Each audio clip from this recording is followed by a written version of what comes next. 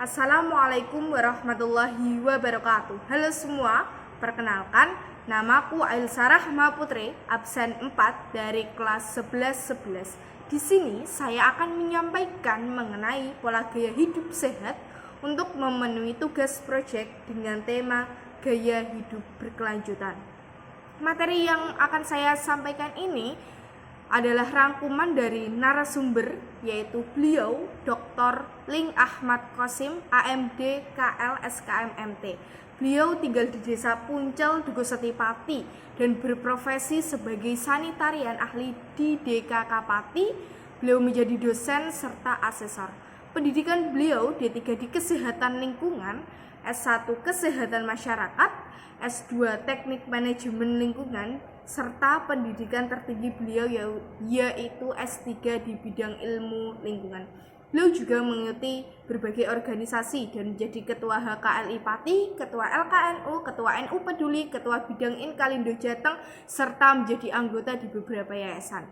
Poin pertama yaitu akan bahas tentang mengenai derajat kesehatan. Kesehatan kita dipengaruhi oleh beberapa faktor, yaitu pertama adalah 40% lingkungan.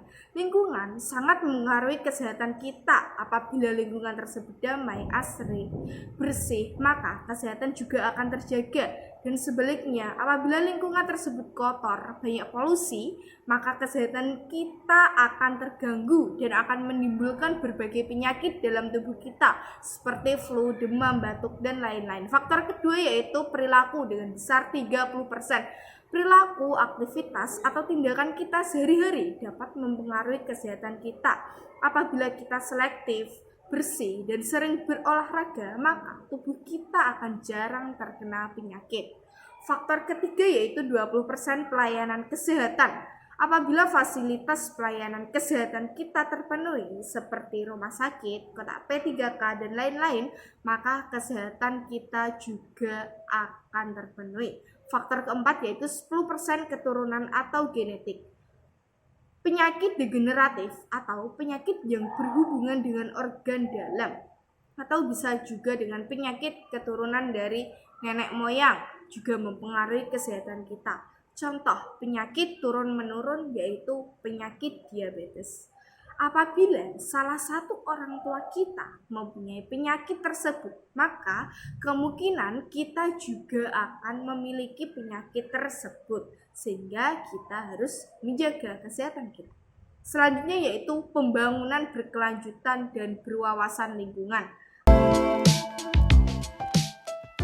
Apa sih itu? Pembangunan berkelanjutan dan berwawasan lingkungan artinya melaksanakan pembangunan saat ini secara optimal tanpa mengorbankan kepentingan generasi yang akan datang. Prinsipnya yaitu menjaga lingkungan hidup, udara, air, dan lautan sehingga lingkungan tidak terkorbankan. Contohnya, akibat perilaku kita, sungai yang dahulu masih terdapat ikan dan airnya jernih, sekarang banyak sungai yang airnya kotor dan banyak juga sampah plastik yang berterbaran.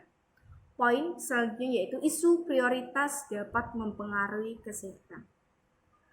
Perubahan iklim memberikan salah satu dampak yaitu penurunan kualitas air. Apa sih penyebab perubahan iklim tersebut? Yaitu pertama, adanya sumur tercemar oleh bakteria coli karena kotoran manusia, karena membuat sapi tank tidak memenuhi syarat. Yang kedua yaitu air sungai yang tercemar. Yang ketiga, kurangnya pengolahan sampah dan limbah P3 dengan baik. Dan yang keempat, adanya alih fungsi lahan yang awalnya sawah menjadi bangunan pabrik. Selanjutnya yaitu kondisi sanitasi total berbasis masyarakat atau STBM.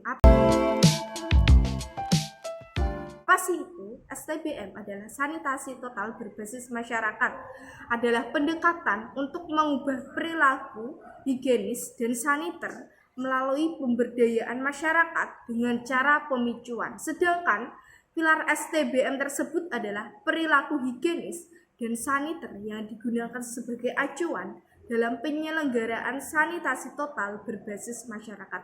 Apa aja sih 5 pilar STBM tersebut? Pilar pertama yaitu stop BABS atau buang air besar sembarangan. Tindakan buang air besar di tempatnya sudah banyak dilakukan, namun masih ada WC yang sapi tanknya dibuang ke sungai. Karena air dari sungai akan kita konsumsi, sehingga air yang kita konsumsi tersebut dapat menimbulkan berbagai penyakit dalam tubuh kita, seperti diare, hepatitis A, cacingan, kolera, tifoid, paratifoid, dan polio. Sehingga solusi yang harus kita lakukan adalah mencegah kontak antara manusia dan tinja, membuat tinja tidak dihinggapi serangga, mencegah bau tidak sedap, dan konstruksi duduk dibuat aman dan baik bagi pengguna. Pilar selanjutnya adalah pilar kedua yaitu CTPS, cuci tangan pakai sabun. 70% penyakit akan hilang apabila kita melakukan CTPS dengan baik. CTPS adalah cara paling efektif untuk menghindari diare. Masyarakat belum optimal melakukan hal tersebut sampai ada peraturan pemerintah mengenai CTPS. Bagaimana sih sarana CTPS yang baik itu? Yaitu terdapat air bersih yang dapat dialirkan, sabun dan penampung atau saliran air limbah yang aman. CTPS ini dapat dilakukan di sekolah, tempat kerja, rumah tangga, tempat umum, dan institusi kesehatan. Pilar selanjutnya yaitu pilar yang ketiga adalah pengamanan air minum dan makanan atau PAMRT. Berdasarkan survei 2021, baru 21% air yang aman di Kabupaten Pati. Syarat air minum yang baik menurut Permenkes nomor 492 adalah syarat fisik tidak berbau dan berwarna, syarat kimia, dan syarat mikrobiologi yaitu bebas dari mikrobakteri seperti E. coli. Selanjutnya, masalah klasik pangan seperti cemaran mikroba karena rendahnya kondisi higienis, cemaran kimia karena kondisi lingkungan yang tercemar limbah industri, selanjutnya penyalahgunaan bahan berbahaya yang dilarang untuk pangan seperti bahan formalin, boraks, metanol, yellow, dan lain-lain, serta penggunaan BTB yang melebihi batas maksimal yang diizinkan seperti penggunaan pengawet dan pemanis. Selanjutnya yaitu 4 kunci keamanan pangan, yaitu menjaga kebersihan, pisahkan makanan matang dengan mentah, masak makanan dengan sempurna, dan simpan makanan pada suhu yang aman. Selanjutnya yaitu pilar 4, pengelolaan sampah RT. Potensi resiko kesehatan akibat sampah yaitu 1. Pencemaran lingkungan, udara, tanah, dan air. Tingginya kepadatan vektor penyakit yang diakibatkan oleh lalat, tikus, dan nyamuk. Yang ketiga, peningkatan penyakit menular seperti diare, alergi kulit, dan lain-lain, serta rendahnya nilai estetika. Pilar terakhir yaitu pengelolaan limbah. Tahun 2008 tentang pengelolaan sampah, pasal 12 Undang-Undang Dasar yaitu berbunyi setiap orang wajib mengurangi dan menangani sampah dengan cara berwawasan lingkungan. Cara tersebut dapat diimplementasikan dengan pengurangan melalui 3R yaitu reduce, reuse, dan recycle. Selanjutnya yaitu cara penanganan yaitu melalui pemilahan, pengumpulan, pengangkutan, pengelolaan, pemrosesan, dan yang terakhir pemrosesan.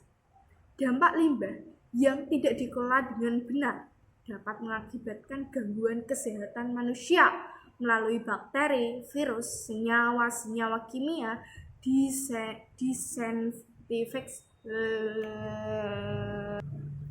desinfektan, serta logam seperti Hg, Pb, krom, dan CD yang dapat menyebabkan penyakit. Yang kedua yaitu gangguan genetik dan reproduksi yang ditimbulkan dari pestisida dan bahan radioaktif. Dan yang ketiga, kerusakan benda yang disebabkan garam-garam terlarut akibat korosif karat yang terkandung dalam air berlumpur yang dapat menurunkan kualitas bangunan. Dan yang keempat, gangguan atau kerusakan tanaman dan binatang karena senyawa nitrat seperti asam, basa, dan garam kuat, bahan kimia, desinfektan, logam nutrien tertentu, dan fosfor. Dan yang terakhir, kerugian ekonomi baik terhadap pembiayaan operasional dan pemeliharaan seperti kebutuhan biaya, kompensasi pencemaran lingkungan, dan orang yang kesehatannya terganggu karena pencemaran lingkungan.